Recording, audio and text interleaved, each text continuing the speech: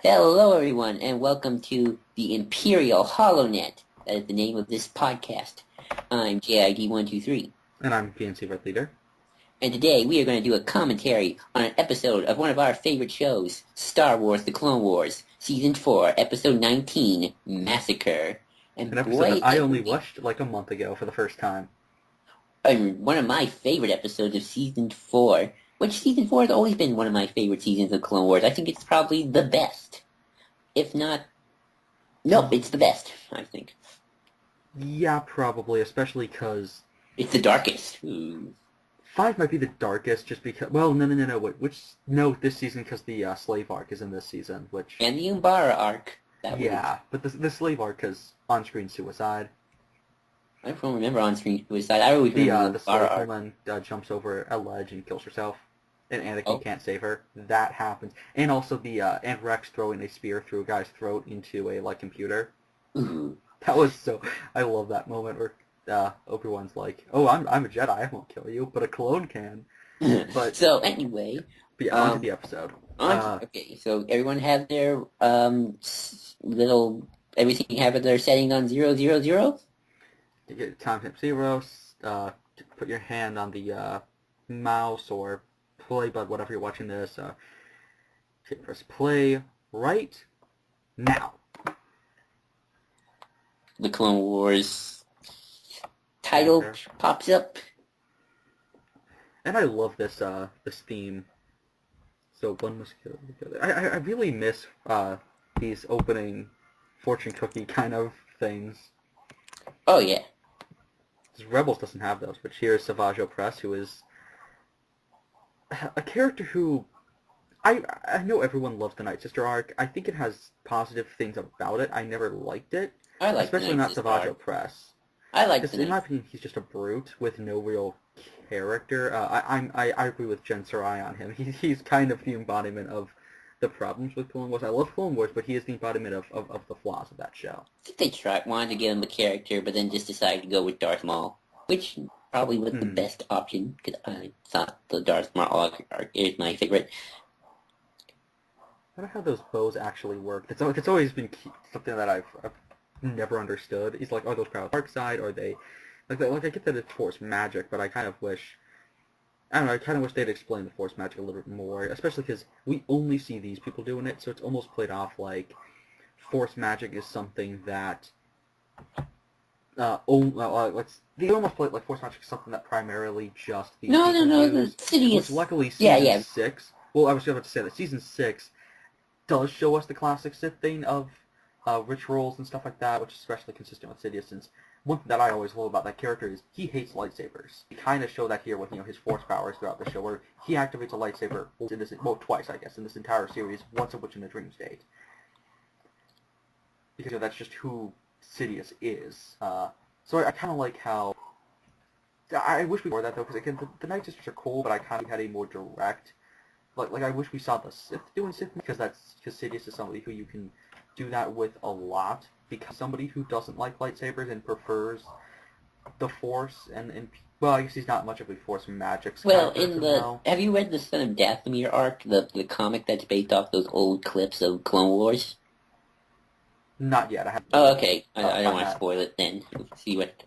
I know. Okay, what happens. So should I get? Oh, I love this scene coming up. I always like the idea of multiple dark side factions in Star Wars, which is something we never really got to see in the old stuff, because it just always felt like the Emperor was he commanded all the bad guys. And I've always been a big fan of universes that have multiple villains doing their own thing and kind of coinciding coexisting with one another and yet colliding as well, that sort of thing.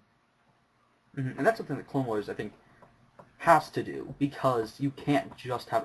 look at Season 1. Every arc of the Separatists, and it gets stale. So Season 2, we get the Bounty Hunters, and Cad Bane, and all that stuff. Season 3... also in Season 2, we get the Mandalorian set up. Actually, Season 2 was called Rise of the Bounty Hunters, I believe. That was the tagline for it. Because they were marketing, look, we're doing stuff other than just B-1 battle droids shooting clone troopers. Hold on just for a second. I think General Grievous shines in this episode. I think it's one of his better episodes. Especially because in this season he gets taken down by Gungans. Oh yeah. This episode kind of Which redeems him, definitely, since that happened. Oh yeah, actually the Gungan episode was the first episode of this show that I watched in terms of like actually like as it was coming out. Oh really? Because you see, So that was a very bad episode to start I on. actually I'm actually a bit different. I'm kind of like a Star Wars, Clone Wars purist, I guess, because I actually started with the movie. I saw the movie when it came out, and then when the first episode came, I pretty much saw every episode as it aired from 2008 to when it finally got canceled in, when did that happen? 012 maybe? Was it 2012? When it canceled, yeah, I think so. Maybe 2013. Yeah, so I saw every episode when it came out as it aired. I didn't miss it. I only missed like one episode by accident. Yeah, I missed this episode. I missed a lot of things. Sadly, with me, what's interesting is, and of course we're kind of interrupting the Ventress gets possessed by magic or whatever. I don't know what this ritual is necessarily. I guess it just becomes part of them. They don't really explain what the what they were doing right there, which is something that I like magic not being explained, but I don't like how not at all even touched upon the magic is kind of here, where they just kind of say words and then that's it. Like it doesn't seem like it actually costs like much energy or something, which is sad because I really love the stuff with specifically with Exar Kun. What do you make of Mother Talzin, by the way? I'm just curious. Hold on, I need to go for like 5 seconds. Sure. Can you continue the thing? Sorry, I'm recording right now. I do love this part with General Grievous. I love the way the droids just attack. Okay, thanks. There's just something about General Grievous is just in this episode is really good. Okay, I'm Okay, back. we're just talking about General Grievous. But yeah, to my point, I kind of wish it was more like they actually had it be conveniently, like randomly giving her like, oh, this friend of hers, Karis, who just is there to be her friend who dies, just for dramaticness. I never thought of that. I just always really enjoyed this episode when it came out the first time. It's just so action-packed and it's really cool. I could just, it's a like, lot okay, like, I'm gonna say this. See this scene right here coming up, this scene right here? It's, like, no, it's after General Grievous does more of his commanding stuff. Give it a few minutes. Wait for it. This scene right here. This is one of the few times that battle droids actually kind of come off as threatening. That and the obvious arc where they're terrifying, which is Rookies. With Rookies? Oh, yeah. Rookies is amazing. I think if you just rewatched Heavy's death, and it was I just love that scene. Yeah, like see if you just keep the battle droids quiet and you just have them like marching in hordes against like small numbers, they can come off as pretty threatening. Yeah, that's why they're right here. Same with the Stormtroopers. Marching. It's kind of scary. Because the whole thing, I mean, with the Stormtroopers, I've seen people say, like, oh, why do the Stormtroopers suck so much? It's because the Empire doesn't give them good enough tech, doesn't give them the right training, and same with battle droids, and they're not armored well, because they want strength in numbers. I mean, heck, the TIE fighters don't even have, the reason they have to wear masks and respirators is because there's no shields and there's no life support on TIE fighters. That's why they have those masks. It's all about numbers for the bad guys. Which is some of the clones are very, all about skill and training and stuff like that. And it creates a cool contrast. In fact, they did that, I think you pointed out, with the clones in Rebels, contrasting the clones with Karis dies. I love 5 seconds I love the first 2 episodes of Season 2 of Clone Wars. I just love seeing, like, the clones, like, yeah, one last hurrah, we're going out as soldiers, man. In Season 3? No, in Season 2 of Rebels. The one with the Rex Rebels, episodes. Yeah. Oh, I love the atmosphere of the planet, the way it's drawn, just the reds. Oh yeah, Dathomir. Dathomir's always been a great planet. I don't know what Dathomir looked like in the original EU. The only section I got was Force Awakens that dealt a little with Dathomir. Yeah, the Kyberzon meets some Dathomirian Night Sister person. In Force Awakens? No, not Force Awakens. Forces of Corruption. Oh, that. Yeah, I really love Death Rain, and I think it's always been consistent with this planet, and like the Night Sisters arc are a classic. Well, not classic, but like a consistent EU thing. Though it's kind of that thing that a lot of diehard EU fans feel, where they bring the EU stuff in, but don't necessarily have too much of a respect or don't use it well. And I do agree with all the stuff, but I'm not even going to get into it because all the stuff with the Night Sisters when they were first introduced and the stuff they did with Ventress's character and I Oppress actually and like what they everything. did with That stuff is Ventress's confusing. character, to be honest, but I did. Well, the character I like, but the retcon itself was just confusing because it actually made things more complicated than it Although needed to not be. anymore, because the comics are no longer canon, so this is the definitive Ventress now. Yeah, but I'll explain because I have read those classic Yeah, didn't comics she like and disappear into the wilderness and stuff? well, I'm talking about her backstory. But yeah, back to the episode Yeah. because we'll definitely talk about that when we review No, her that because that is backstory, a from what I remember, her backstory kind of seems somewhat similar, if not just different. well, they changed one major important thing as to her that the whole thing with the Night Sisters, her being a Night Sister who gets like sold and then comes back like that just overcomplicates things and it retcons some stuff with the Night Sisters. I don't get how they get these well, what's with the special tank? We never get to see that. Oh no, we do actually get to see that again with the Onderanian Rebellion arc, which was I think the first arc that I really liked when watching this show for the first like 4 episodes coming out because I think You I see, you're watched. probably luckier than most people. I mean, season one of Clone Wars I liked and I have lots of nostalgia for because again, I saw everything when it came out. Like I was like religious. I was for me watching the show was religious, pretty much. But you probably were lucky because like our friend like Dan, I kind of agree. Season one of Clone Wars, it ain't that good. Even Deadpoolzilla, who likes Clone Wars, doesn't even like season one that much. I love how just random like oh here's this like really ancient. Person.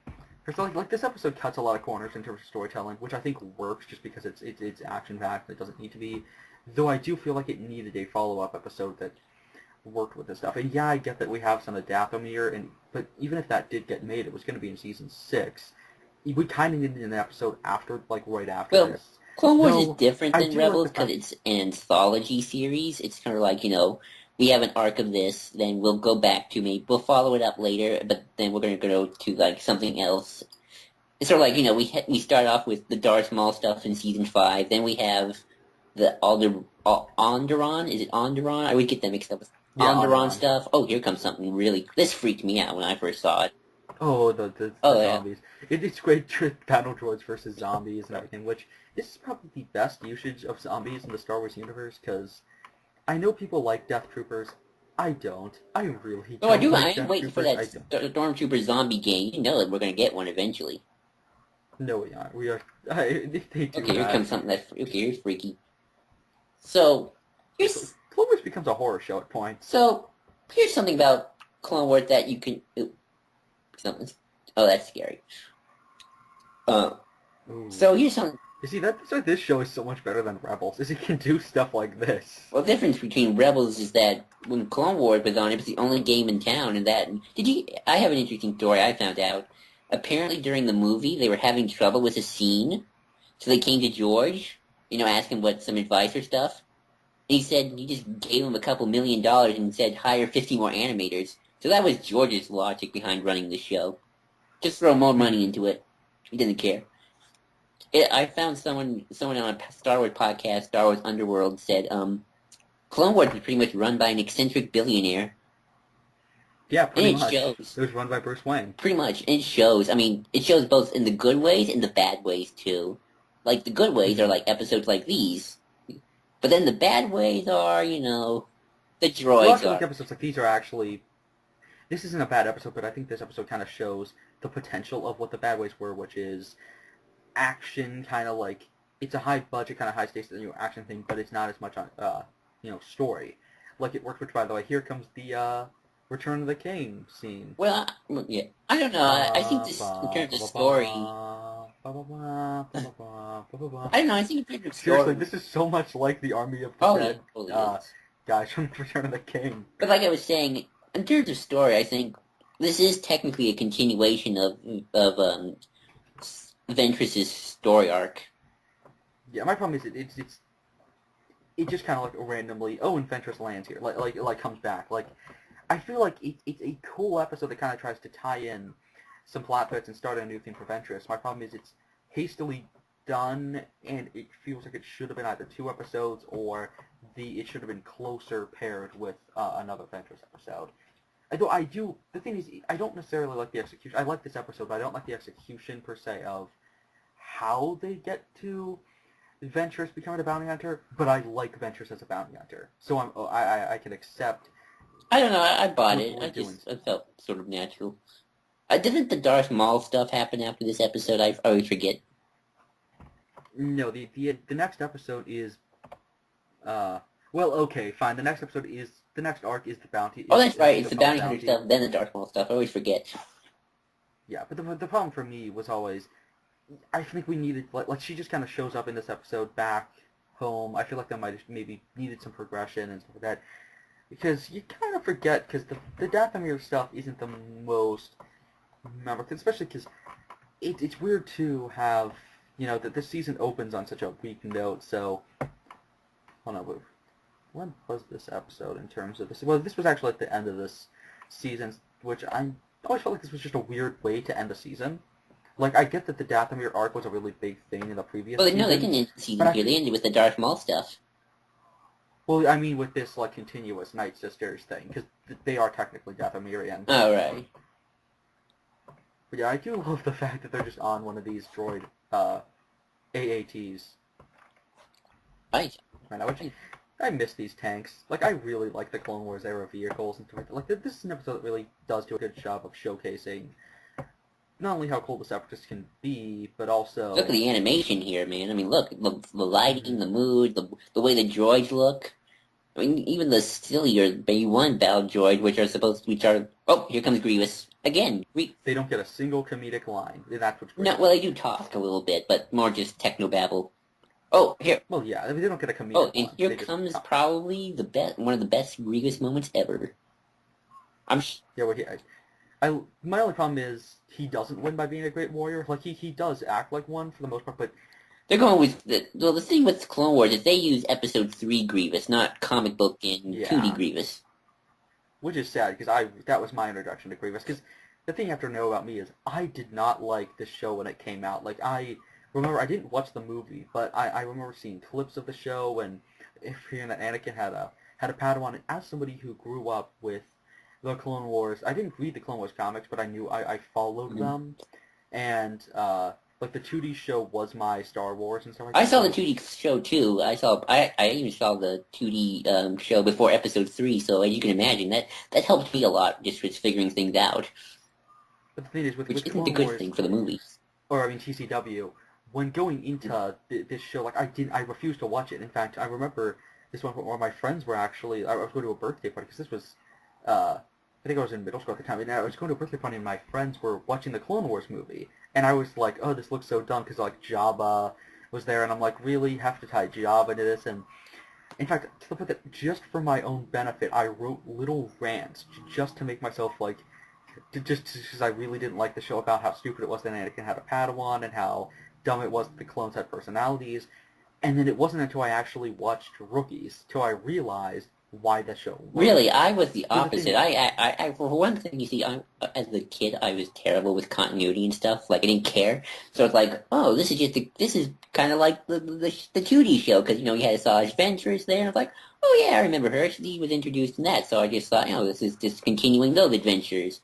And General Grievous was there, I just kind of like, oh, okay. So at first I thought, okay, I gotta watch the 2D show part 1, then all of this show, then 2D part 2 to make all sense to me.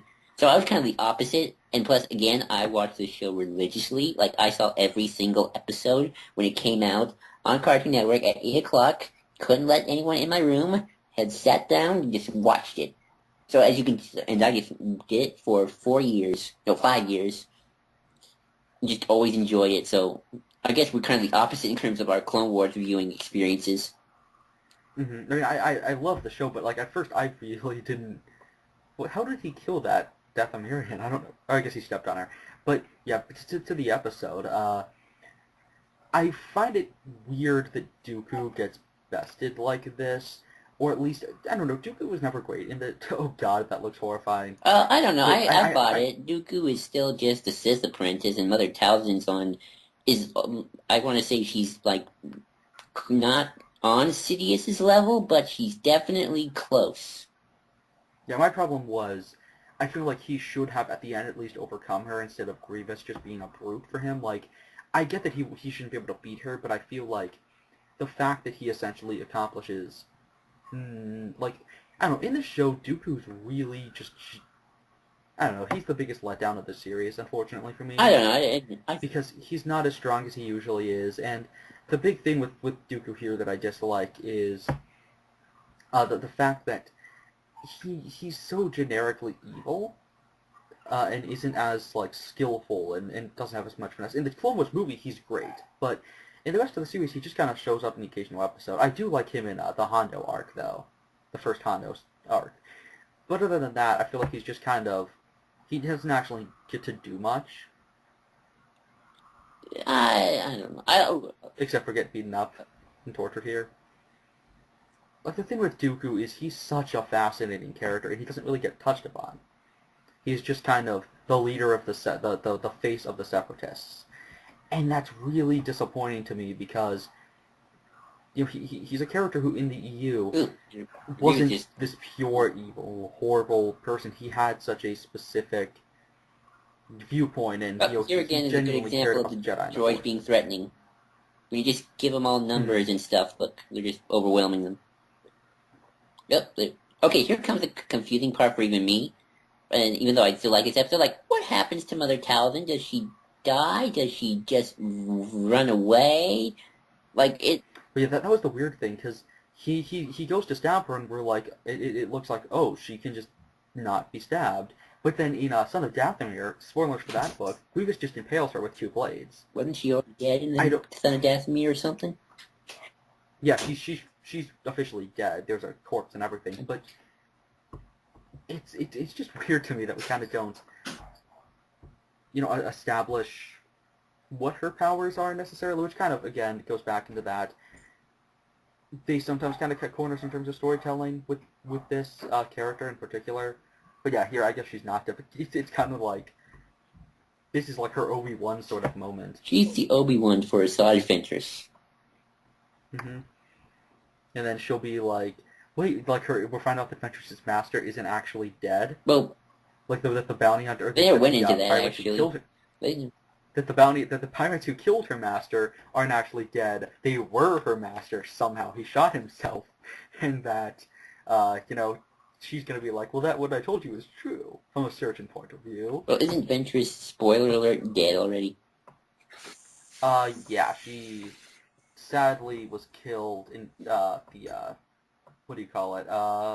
Lords of no, not Lords of the Sith. What's it called? Dark Disciples. Yeah, Dark Disciple, which has Quillen Voss and doesn't do him well. Apparently, it doesn't have the classic Quillen, which that's something that I have many thoughts on. Yay! And that was the commentary for Massacre. One of my favorites, still one of my favorite Clone Wars episodes. I just love how action-packed it is. So, we'll sign off now. Bye.